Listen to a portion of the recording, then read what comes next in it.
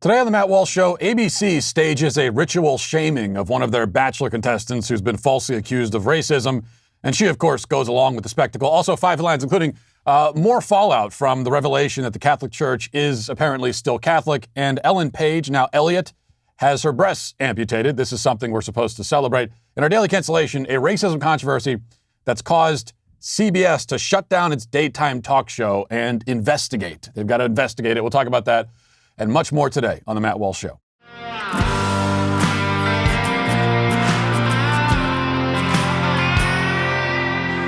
Now, at the beginning of this year, I didn't anticipate that I would end up spending, a significant amount of time discussing The Bachelor on this program. The Bachelor is, after all, everything I hate about pop culture condensed into one reality show. The Bachelor is also everything I hate about reality shows condensed into one reality show. And it's still both of those things, all the more so recently. But the racial drama surrounding the show in recent months is so illustrative and instructive that it's worth paying attention to on those grounds. It's become a stage upon which the macabre pageantry of cancel culture has played out. And all of the worst features of cancel culture, its cruelest tendencies, its most fraudulent aspects as well, have been on full display. So to briefly review, very briefly, before we get to the latest in this soap opera, Rachel Kirk-Connell was a contestant on The Bachelor. She eventually went on to win the show, which I think means that the Bachelor guy has to marry her or something. I'm still not clear on those details. But in any case, it came out that Rachel, 3 years ago, at the age of 21, attended an Old South-themed frat party. There was nothing unusual about that at the time. Those kinds of frat parties were quite common, though probably not common anymore now that it's clear that attending such a party can ruin your life, so probably we won't be seeing those anymore. Of course, it was determined that the only reason a college girl would go to a frat party like that is that she hates black people. And so she was condemned as a racist. I mean, there's no other reason, right? No one could conceive of any other reason why somebody would have went to that kind of party. She apologized repeatedly, but that didn't matter at all. And then the former host of the show, Chris Harrison, initially defended Rachel against the cancel mob and was accused of racism for defending her. And then he was promptly removed as host and replaced with a black man named Emmanuel Acho, who used to be a football player, but now makes his living as a race-baiting TV personality. The Bachelor himself, Matt James, also a black man and a former football player, turned businessman. And so that about sums it up. I think that gets us up to speed. That's what's going on there. Rachel was canceled for going to a party. The host was canceled for defending the girl who was canceled. And that brings us to the special that aired on ABC last night. It was decided that apparently this whole issue with the frat party had not been hashed out enough. A month-long news cycle, hundreds of news stories, millions of people denouncing her, repeated tearful apologies. None of that was enough, because nothing is ever enough. They had to bring Rachel on the air again to humiliate and degrade her some more. Now, Rachel, as far as I know, was not kidnapped and forced to take part in this spectacle at gunpoint. She volunteered for it, for whatever reason. Perhaps still believing in her hopeless naivete that eventually, if she apologizes enough, she'll be forgiven and allowed to just move on with her life. What she didn't realize, still somehow does not realize, is that she can't be forgiven because there's nothing to forgive. And the people she's asking for forgiveness from were not harmed or injured by her in any way, so they can't provide her with forgiveness. This is not about any alleged sin she committed and never was. She's not a person, okay? She's not an individual named Rachel in the eyes of the cancel mob. She is rather a white woman, or more to the point, a representative of whiteness. And her job is to be chastised and humiliated. And they'll keep doing that to her as long as she offers herself up to be the ceremonial sacrifice. So let's take a look at how the ceremony played out last night. Rachel was brought on stage, given yet another opportunity to apologize. Somehow the apology needed to be given specifically to Matt James, who somehow has become the special victim of a party that Rachel went to 3 years ago before she knew him. Now, if it were me asked to apologize to Matt James over something like that, my apology would sound something like this. I would say, "Hi, Matt James. I'm sorry that you're a huge baby. Please get over yourself." And that would be it. And if Rachel had said that, I would be ready to build a statue in her honor and defend it from the mobs that come to tear it down. But that is certainly not what Rachel said. Instead, she said this. Let's listen. I think that, everything up to this point. I think that you know exactly how I feel. And I really just want to take the time to say I'm really sorry. And once I really tried to put myself into your shoes as much as I could, I really do think that our relationship was very strong and the love that we shared was very real. So for you to end things, I realized that must have been really hard for you as well, to where you must have been hurting. And I just wanted to say I'm really sorry for not understanding that initially. And then I'm really sorry that I hurt you. The love that we shared was very real. Yeah, the love was as real as anything else that's going on here, and all the other emotions on display, as real as that. It would be so uncomfortable for me to be Matt James accepting this apology from someone who didn't do anything to me. Like, it would be hard for me to do and keep a straight face the entire time. I would have trouble doing that. But he is such a narcissist that he actually thinks he deserves this apology. And so that's how he's able to stomach this and to keep a straight face. So was that enough? Had she finally apologized enough? Not remotely. Matt James, a grown man, was left tearful and speechless due to the trauma he suffered, and is still suffering from a picture of a 21-year-old chick at a frat party. The host gave James some time to collect himself, but he could barely speak, and he tried to. He just was so overcome with emotion because of this picture from a frat party 3 years ago. He was trying to offer some kind of response, and this was all that he could get out. Let's watch. Matt, how hard is this on you, just seeing the woman that you love, that you loved, so torn up over hurting you and over losing you?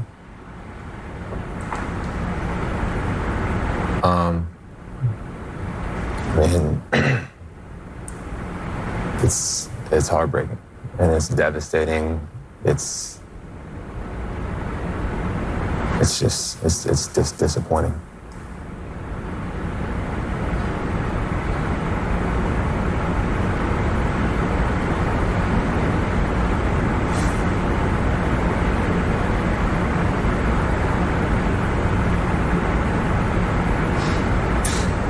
Matt, there's so much more on your heart. I don't even want to interject. I can see it in your eyes.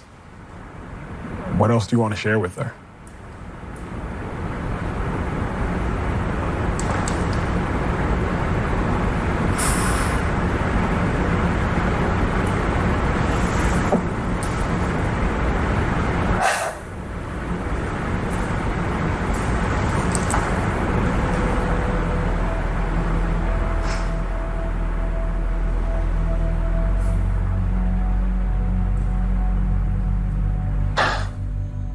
He can't get it out. He can't. It's so difficult for him. This is so hard. This is so hard for Matt James. So how hard is this for you, Matt James? How hard is it for you that this woman's life is over and that you helped make that happen? How hard is it for you that you had to throw her under the bus? Was that really hard for you? Like, that bus was coming, and you had to make the choice to pick her up and chuck her right under it, right? So the wheel just went right over her skull. That had to be. Was that hard for you? Must have been so hard. So hard.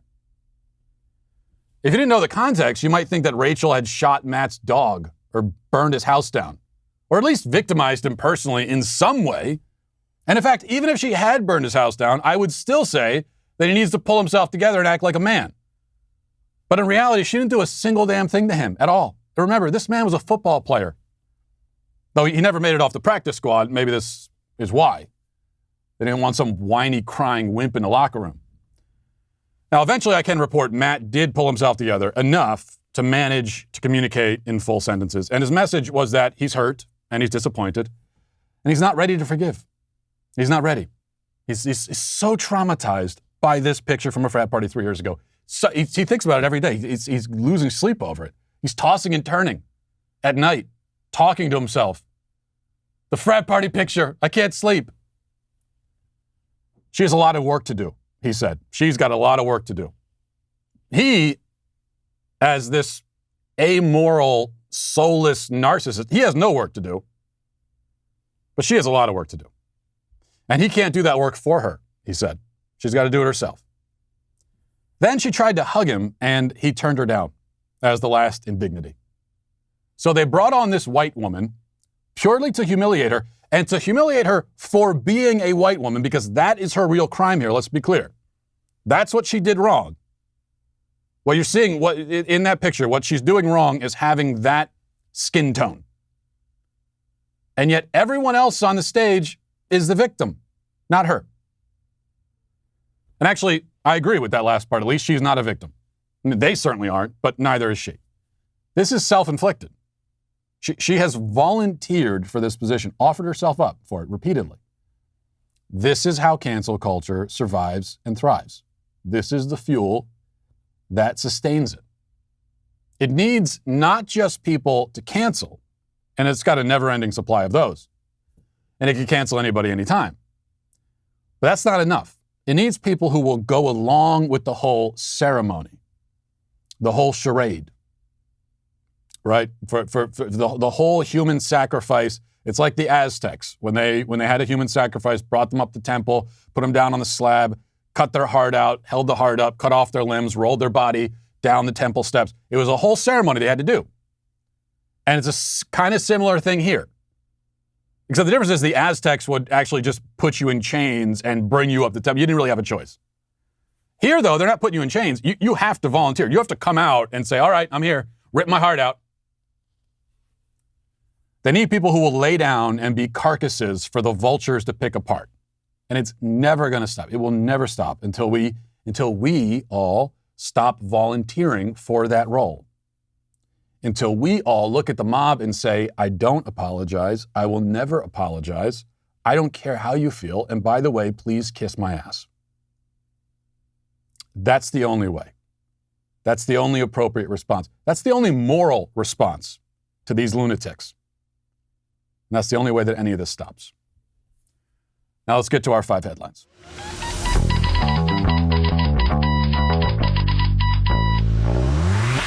I'll tell you about our sponsors, Policy Genius. Before Policy Genius existed, it was really hard to quickly find affordable life insurance. A lot of hoops you had to jump through, a lot of red tape you had to clear, a lot of other things you had to deal with. But now we have Policy Genius, makes it a lot easier. And we know that spring is springing as we speak, and it's a perfect reminder to tidy up and get your life in order. Why not start by protecting your family with life insurance? Policy Genius can help you compare top insurers in one place and save 50% or more. Once you find your best option, the Policy Genius team will set up your policy for you and answer any questions you have along the way. There's no excuse not to do it because they make it so easy and so cheap. Here's how you get started. First, head to policygenius.com. In minutes, you can work out how much coverage you need and compare quotes to find your best price. Policy Genius makes it easy to compare policies from as little as $15 a month. You might even be eligible to skip the in-person medical exam, but you got to go and find out first. And with Policy Genius, they have a 5-star rating across thousands of reviews on Trustpilot and Google. There's a reason for that. It's a great service. So while you're tidying up around the house this spring, why not get your life insurance organized too? You could save 50% or more by comparing quotes and feel good knowing that it's something that if something happens, your loved ones will be taken care of. So go to policygenius.com to get started. Policy Genius. When it comes to insurance, it's nice to get it right. So the fallout from the Vatican confirming that the Catholic Church is still Catholic continues. It's been a lot of, speaking of people being devastated and heartbroken and disappointed, a lot of people have been saying that, even so-called Catholics. I just read a headline from a Jesuit publication, of course, saying that so many Catholics, quote unquote, big air quotes around it, so many Catholics are disappointed in the Catholic Church because the Catholic Church announced yesterday that, according to the Catholic Church, there still cannot be gay marriage. They can't sanction or bless gay marriage. Marriage is between a man and a woman. That's the biblical view. That's been the Catholic view for 2,000 years. And it still is. Hasn't changed. So it wasn't so much an announcement as simply an affirmation of what has been the case for 2,000 years. A continued affirmation of this thing that has been the case all along. But it's being treated like breaking news, and so many people are disappointed. Not because they didn't know the Catholic Church's position. I mean, everybody knew, right? But because they assumed that the Catholic Church, an institution that's been around for two millennia, would change according to the left's whims. They assumed that it would, because everybody else does, and everything else is. Everything else is changing because the left demands it, and they assume the Catholic Church would do the same. Catholic Church isn't, and so they don't know how to handle that. Here's Don Lemon. Don Lemon had quite a take about this.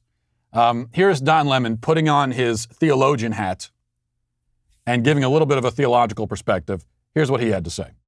You got engaged to your fiance, Tim, in 2019, and this morning, and you guys are so cute, we learned that the Vatican has said that the Catholic Church won't bless same-sex unions, quote, since God cannot bless sin. They go on to say that this does not imply a judgment on persons, but I want to know, do you think this sends a damaging message, and how do you feel about that, given that obviously you are now engaged and going to get married?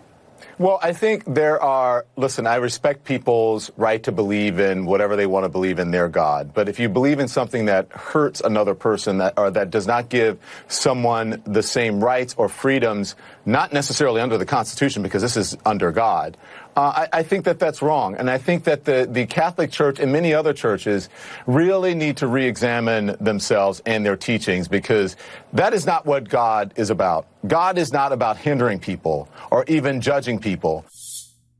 Now, as far as I know, Don Lemon, and yeah, we'll get to that last line in just a second. I'm not gonna just leapfrog over that. But as far as I know, Don Lemon is not Catholic. So why are we bringing him on to get his reaction to this? And why is he being asked, how it affects him? How do you feel? How does it affect you? How are you feeling now that the Catholic Church is... What do you care? Who cares? Who cares how he feels about it? He's not even Catholic. It makes a difference. And even if he is Catholic, still, who cares? Oh, but Don Lemon wants to be clear. He respects everyone's rights to their beliefs, right? But your beliefs should align with his own. That's the one little qualifier, little detail. He respects all your beliefs, and you should be able to have whatever beliefs you want as long as they are his beliefs. That's all. It's not too much to ask, is it? Just simply align yourself with everything that Don Lemon believes, and then you can have rights. But then he says, of course, that God is not about judgment, which is a really, really insightful and convincing take, as long as you don't read literally any page of the Bible. Because all you have to do, and I mean any page, doesn't matter.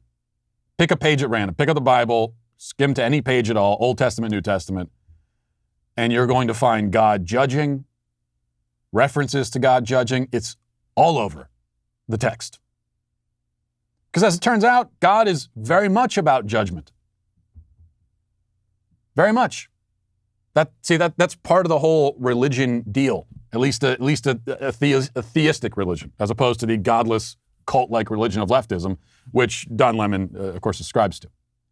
And he thinks that should be the only religion anyone should have. But in what are we going to call it? Traditional Abrahamic religion? Yes, God is certainly about judgment. But Don Lemon feels fine. And this is any left, especially in the media. Again, they think that, and this is what they really believe. They honestly believe that they should be able to sit there in front of the camera and simply tell the Catholic Church what its teaching should be. They can wave away 2,000 years of teaching. They say, who cares about 2,000 years of Thomas Aquinas? Who cares about him? Throw all that away. I'll tell you what your teaching should be. I've literally never even read the Bible, but I will still tell you how you should interpret the Bible. And according to Don Lemon, the best way to interpret the Bible is to chuck it into the incinerator, to ignore it. Jen Psaki, by the way, was asked about this at the White House press conference yesterday about the Vatican, and said, what is the White House's response? She didn't have much of a response, but she affirmed that Biden does continue to support same-sex marriages, even while being such a devout, wonderful Catholic. He's a devout Catholic, but at the same time he supports same-sex marriages. We're never going to get that thing where someone in the media actually asks Joe Biden, how do you square these two things? So you're a devout Catholic, you believe in the Catholic Church, supposedly, and yet you reject the church's moral authority on a really fundamental level. Right? We're not talking about you have a disagreement. No, you reject the church's teachings on abortion and marriage. Those are the two foundational pillars of Catholic morality, Christian morality, and you reject that. So in what way are you a devout Catholic? I mean, you think the church is wrong about this, okay? So you think the church has no special moral authority, okay? So you're not a Catholic. And you don't have to be. You're free to be anybody, any religion you want. But you can't be a Catholic while ejecting the moral authority of the church. By definition, you can't be. In the same way that you can't be a bachelor and still be married. It's not like there's a law saying you can't be a married bachelor. It's not a law written in a book. It's a logical requirement. If you are one, you can't be the other. You can't be a Catholic who rejects the authority of the church. Number two, Governor Cuomo, speaking of Catholics who reject the authority of the church, is still not resigning. He said he's not going to resign, even with all the extra pressure. And here's what he had to say in explaining his decision to remain defiantly in office. This is what he said. People know the difference between playing politics, bowing to cancel culture, and the truth. Let the review proceed. I'm not going to resign. Yeah, I want to be clear. That is not cancel culture. So we do have a problem of people appropriating, to use a popular term, the cancel culture concept. And we're getting this a lot from politicians, too, that they're victims of cancel culture. And we hear it on the right and the left. That's not cancel culture. When you're embroiled in a scandal, and Governor Cuomo has two of them, one being way more serious than the other one, because one involving the deaths of thousands of elderly people, the other involving inappropriate comments made to women. But he's got two of them, and he's embroiled in that, and he's facing backlash for that. That's happened to politicians since time immemorial. That is not cancel culture. And if you're a politician on either side, you're always going to have people who want you out of office, it's their whole job is to try to dig up dirt about you, destroy you. You volunteer for that when you become a politician. That's not cancel culture. Cancel culture, again, there are certain hallmarks of it. And it's a uniquely modern phenomenon, and it's uniquely leftist.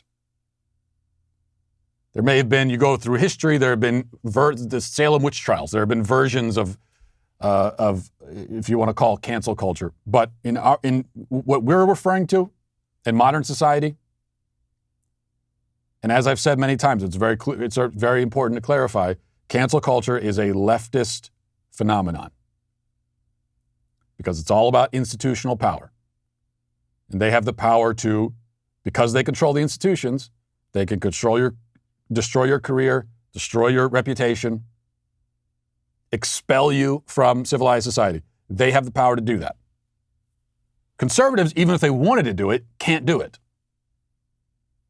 So conservatives, even if they wanted to have their own cancel culture, don't have it. Because they don't have the power. We don't have the power. Leftists do. And we also know another really important part of cancel culture is that it is performative and fraudulent. And you're destroying people who either didn't do anything wrong, or even if they did do something wrong, the response to that infraction is way out of proportion. And the canceling is being spearheaded by people who are not really affected by it. In this case, there's nothing out of proportion here. Especially given, again, that first scandal that involved killing a bunch of elderly people trying to remove him from office is not out of proportion at all. So that's not cancel culture. All right, number 3, sad news to report. This is from the Daily Wire. It says gun control activist David Hogg pledged to launch a progressive competitor to MyPillow, but just 1 month after the company's soft launch, so to speak, Good Pillow, which is what he wanted to call it, has yet to debut a product, and the Good Pillow trademark belongs to someone else. So it's only been 1 month, but especially because I guess he never trademarked Good Pillow. He announced that's a rookie mistake. I'm no businessman myself, but that much I know. If you're going to announce something like that, and you want to get the trademark first. He didn't get the trademark. Someone else took it, and it looks like Good Pillow is not going to happen. I'm very disappointed by that. Turns out that a pillow company started out of spite and purely for political reasons. A politically motivated pillow company, not going to have a lot of success, it turns out. And you could say that, we know MyPillow, there's the owner of MyPillow has a political viewpoint, but the company wasn't founded on that basis. It was founded in order to provide good pillows to people, actual good pillows. If politics is your whole point and not the product, it's not going to be a good start. All right, number 4, this is from page 6. It says Elliot Page revealed that, and I'm going to read. I'm reading from the article, and so this is why this is the language they're using. Elliot Page revealed he underwent top surgery as part of his transgender journey. The Umbrella Academy star said the surgery, which removes breast tissue to produce a more masculine appearance, was life-changing. He told Time magazine, "It has completely transformed my life."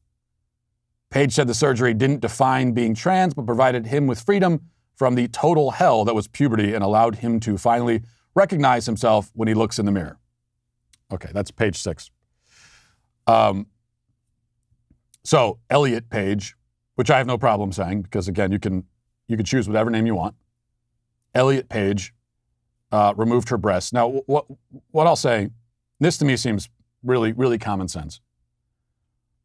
It should be illegal for doctors to remove the body parts, amputate body parts from physically healthy people. It should not be legal to do that.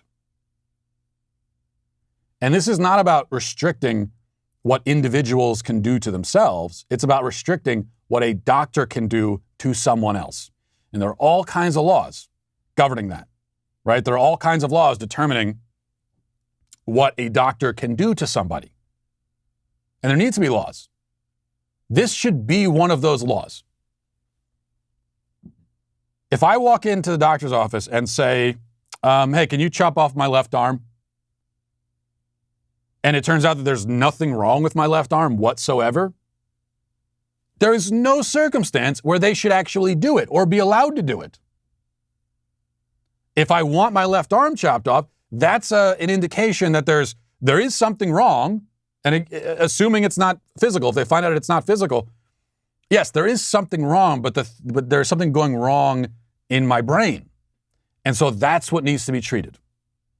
The correct response from a doctor would be to get me into counseling. We could look into other kinds of medication to find out what the real issue is here.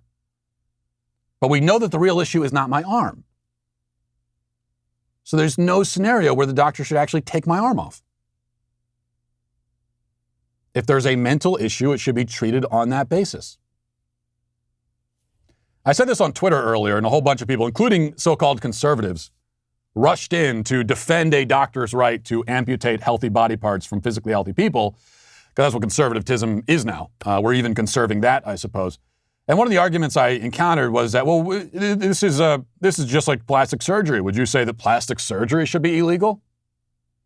Now, personally, it wouldn't bother me that much if we did have some more laws governing even plastic surgery, because I think there's a lot of, I think the plastic surgeons can oftentimes take advantage of people.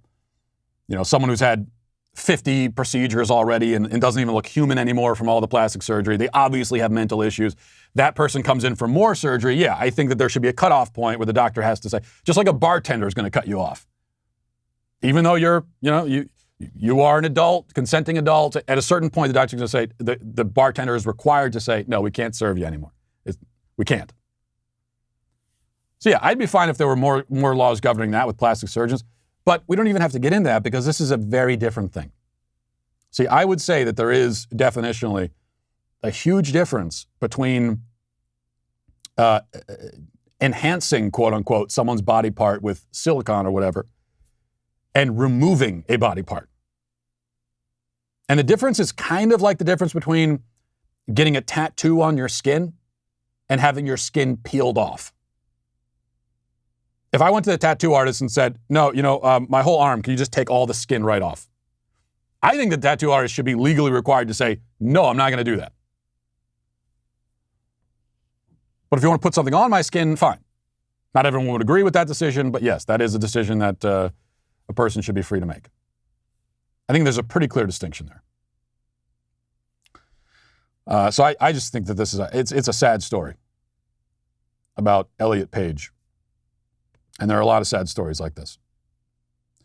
Number 5, the Pacific Daily News reports Delegate Michael San Nichols and the Guam National Guard visited Representative Marjorie Taylor Greene after she falsely suggested that Guam is a foreign territory unworthy of aid. Representative Marjorie Taylor Greene, Georgia Republican, suggested that Guam was a foreign land during a speech at the Conservative Political Action Conference 2021 in Florida. And the response here from the delegate is to bring the Guam National Guard in to talk to Marjorie Taylor Greene. They got it on film. So this politician is walking in. He's flanked by these National Guardsmen, using them as political props in order to score a dunk on Marjorie Taylor Greene. So this is yet again. This has been the theme over the last 2 weeks. Is the military being used as political props and using itself as political props, volunteering to be used in that way.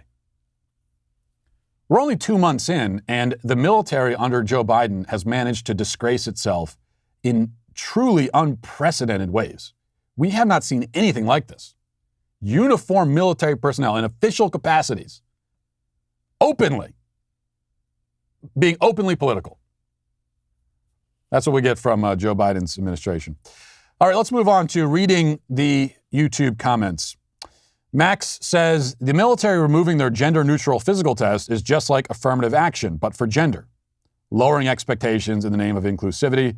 That's exactly what it's like. That's exactly right. Mario says, I'm just commenting to see if it gets on reading the YouTube comments. Well, I'm a generous man, and I've no doubt made your life, Mario. You can die a happy man. You have made it onto reading the YouTube comments. Anna says, Matt, you would be so proud of me. I was going through the drive-thru the other day to get coffee, and when I got to the window to pay, the woman informed me that the car in front of me paid for my drink. I responded, that's awesome, still holding my drink. She hesitated as if she expected me to say that I would pay for the person behind me. Instead, I reached out and she reluctantly handed me my drink. I told her to have a great day and drove away smiling because I broke the chain. Well done. Thank you. Thank you, ma'am, Anna, for your service. This is what people need to do. Rising up as one voice against the pay it forward drive-through chains.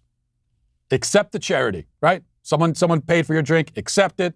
That's the right thing to do, actually. And go about your day. So well done.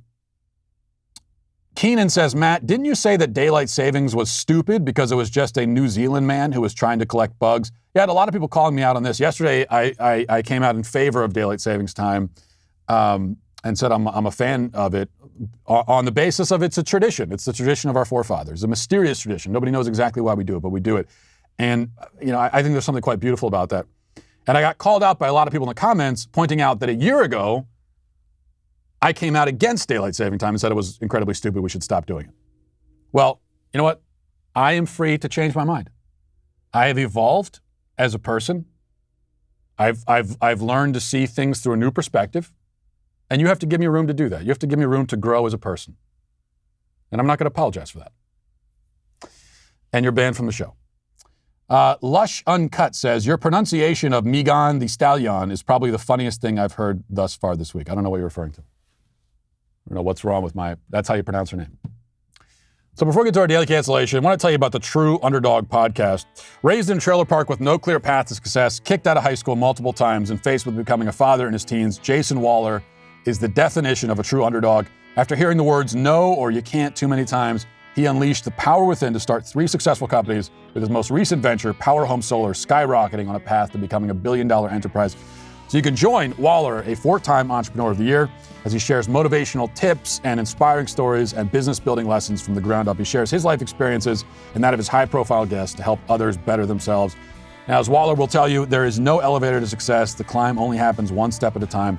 So you can let every True Underdog podcast be the step that elevates you. You can learn about failure, learn about entrepreneurship, learn about never quitting or making excuses, learn all the tips and secrets that you need to build your own successful business and learn it from the experts. It's real, it's raw, it's motivational. It's what you need to hear. So here's what you need to do. Check out True Underdog Podcast at trueunderdog.com or anywhere you get your podcasts. And, we've been talking about this for a while now, but we're finally here. Candace Owens' new show, which is called Candace appropriately, is debuting on Friday, March 19th. It's the premiere of the show, and we're so excited for you guys to check it. I'm so excited to see it myself. It's no secret that Candace has ruffled some feathers along her career. We all know that. And, she gets people talking, and she's going to do that with this show. So you want to be a part of that. And if you're going to be a part of it, what you have to do is become a Daily Wire member, because the show is exclusive to Daily Wire members. If you aren't a member yet, go to dailywire.com/subscribe and use code Candace for 25% off. That's dailywire.com/subscribe. Use code Candace for 25% off. Now let's get to our daily cancellation. So today we have a number of people to cancel, all starting with and connected to Meghan Markle, who is also canceled. And we'll begin with the latest Markle news. According to various media reports, Markle is planning to run for president. These reports actually go back several months, as she's reportedly been networking with Democrats for a while now, putting together a team. Her plan, we're told, is to jump into the race if Biden doesn't run for a second term. And we know that by 2024, Biden will most likely be wheelchair-bound and catatonic, which would seem to preclude him from another run. Then again, with modern deepfake technology, maybe a little bit of ventriloquism, they might be able to have him run even in that state. We don't know. But in any case, the point is that Markle has eyes on the presidency. And this raises a few questions. Principally, what exactly has this ridiculous woman done in her life to qualify her for the presidency? She acted on the USA Network, then divorced her husband and married a prince. That's the extent of her resume. I'm not sure that's enough to qualify her to be the assistant manager at Pottery Barn, much less the president of the United States. The other question is, how does a presidential campaign fit with Meghan and Harry's professed desire for privacy? I mean, something seems a little off here. Meghan says that she was traumatized by all the media attention and scrutiny. So her solution was to move to Hollywood, sign a Netflix deal, do a primetime interview with Oprah, and then run for president? I mean, it's almost as if this woman, far from being traumatized by the attention, actually desires it more than she desires anything else in the world. It's almost as if this woman, in other words, is totally full of crap. But of course, you can't say that, because this woman, in addition to being an attention-starved fraud, also has a magical bubble around her that protects her from criticism. She is a victim. Despite being richer than you, more famous than you, more powerful than you, you still owe her your pity. If you don't want to have pity for her, then the other approved emotion, the only other approved emotion you're allowed to have, is admiration. Pity or admiration, or both.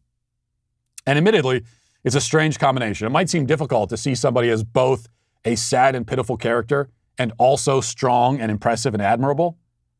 Like, it's kind of, for me, it's one or the other. But this is often how it goes these days in a culture that idolizes victimhood. Now, this bubble around Meghan Markle must be respected. Those who don't respect it, those who would dare publicly criticize her Royal Highness, the Queen of all victims, will face serious repercussions. For example, Piers Morgan, as you probably heard, was forced to step away from his position on the show Good Morning Britain after criticizing Meghan Markle. And he was a repeat offender, we should note. He repeatedly criticized our Blessed Mother Markle, and such blasphemy could not be allowed to stand. But as we've learned, if someone is accused, and we just talked about at the beginning of the show, if someone is accused of being racist, and of course Piers Morgan is racist for disliking Meghan Markle, because that's literally the only reason that anyone could possibly dislike her. But if somebody is accused of that crime, you will also reveal yourself to be a racist if you defend that person. That's how the dominoes fall. And that is why now Sharon Osbourne, co-host of The Talk on CBS, finds herself at the center of a public firestorm. In a recent episode, Osbourne who's friends with Morgan, made the mistake of defending him from baseless slander. The conversation with her co-host Cheryl Underwood got pretty heated, and they were disagreeing, God forbid. Let's listen to that. I want you to hear from me. I will ask you again, Cheryl. Yes. I've been asking you during the break. Right. I'm asking you again. And don't try and cry, because if anyone should be crying, it should be me. This is the situation. Yes. You tell me where you have heard him say, educate me, tell me when you have heard him say racist things. Educate me, tell me. It is not the exact words of racism. It's the implication and the reaction to it. To not want to address that because she is a black woman and to try to dismiss it or to make it seem less than what it is. That's what makes it racist. But right now, I'm talking to a woman who I believe is my friend. And I don't want anybody here to watch this and say that we're attacking you for being racist. And for that, if I articulated I think it's anything, too late. I think that seed's already sown. But that is why I'm saying for me. I love how British people say again. Again. I do like that. But anyway, Sharon wanted to be given a specific example of Piers Morgan saying or doing something actually racist. This seems like a reasonable demand. If you're going to publicly accuse someone of anything, especially racism, the onus is on you to substantiate that claim. This is not only a moral obligation, but a legal one. If you're going to make an accusation against somebody publicly, you better have some reason behind it. Sharon asked her co-host for substantiation and what she was told. Here's the exact transcript. We just heard that, but I think sometimes it helps to look at the words written out or hear it again. Here's the exact transcript of what Sharon Osbourne's co-host said to her in regards to the proof that Piers Morgan is racist. She said, "It is not the exact words of racism. It's the implication and the reaction to it, to not want to address that because she's a black woman and to dismiss it or to make it seem less than what it is, that's what makes it racist." Oh, okay. Well, that's what makes it racist. Well, okay then. Does anyone have any idea what that means? I'm not trying to be funny. I honestly have no clue how to interpret that. It's not coherent. What does that mean? There isn't even one fully coherent thought in that sentence or paragraph or haiku or whatever it was. It's nonsensical. And it was a long, nonsensical way of saying, no, I have absolutely no evidence to support my claim that this person is racist, but I'm going to keep making that claim anyway. Sharon Osbourne was right to be angry. I would even say it took some courage and some character to speak up and defend her friend in that way. I would say that, if not for the entirely predictable events that ensued from there. CBS announced that it was canceling its live shows for the first part of this week as it launches an investigation into that on-air discussion. They're going to investigate that discussion that we just watched. What is there to investigate? What could the investigation possibly consist of? Are they going to bring in CSI detectives? Maybe draw a chalk outline on the stage to show exactly where Sharon Osbourne committed emotional murder of her co-host by disagreeing with her? Who knows? All we know is that it's the lead up to Sharon either being canned or reprimanded in some other way. And the thing is, she knows it there. She said it. She's just like, that ship has sailed. You've already accused me of racism. I'm done. And I would, again, appreciate it so much if she just realized that and said, you know what, you've already done it, so I'm not going to play this game anymore. But she didn't. Sharon did issue the groveling apology that everybody expects. She wrote in a statement, "After some reflection, after sitting with your comments and sitting with my heart." Sitting with my heart. Well, it's good to sit with your heart. I think really you should sit with all of your internal organs. Generally, when I'm sitting, I like to have them all with me so I don't lose track of one. I like to sit with my spleen, even my kidney, and my heart. But anyway, after sitting with my heart, I would like to address the discussion on the talk this past Wednesday. I've always been embraced with so much love and support from the black community, and I have deep respect and love for the black community. To anyone of color that I offended and or to anyone that feels confused or let down by what I said, I am truly sorry. I panicked, felt blindsided, got defensive, and allowed my fear and horror of being accused of being racist take over. And she went on for several more sentences about how much she hates racism. I mean, she super duper hates racism, you guys. She really, really hates it. And she said she doesn't condone bullying or misogyny, which is a not very veiled way of throwing the friend that she was just defending straight under the bus. So much for courage and character. Now, keep in mind that Sharon Osbourne is almost 70 years old. Speaking of plastic surgery, she has a net worth of $200 million somehow. She could easily tell the cancel mob to piss off and ride off into the sunset and live the good life for her remaining years. Easily do that. But she, like almost everyone else on the public stage, has absolutely no spine, no courage, no willingness to sacrifice even the slightest, smallest bit, and is totally desperate for the approval of her peers and society at large. I mean, you probably wouldn't be hosting a show like The Talk at the age of 70 otherwise. This is how impenetrable the victimhood force field has become. Not only are you not allowed to criticize someone who's been deemed a victim, but you can't even defend the people who do criticize that person. And you can't defend the people who criticize the person. You can't do any of that. Look, every culture has its idea of the sacred, right? Every civilization has things that are untouchable, things that must not be defamed or sullied. And for a strong and thriving civilization, the sacred is the divine, God. But for us, in our profane and stupid age, the sacred are the protected classes, the societally appointed victims. They are the ones you must not blaspheme or else suffer the fate of an apostate. Now, thankfully, in my case, I've long been an apostate in the eyes of the religious cult of leftism, so I can continue along saying apostate things. I've got nothing else to lose. And that's why I can say Meghan Markle is certainly canceled. And so is Sharon Osbourne for caving and cowering, and everybody else on The Talk too, and CBS. And anyone who watches that show is canceled. And so, okay, I think that about summarizes it. A lot of canceling to go around, as always. And we'll leave it there for today. Thanks for watching. Thanks for listening. Have a great day. Godspeed.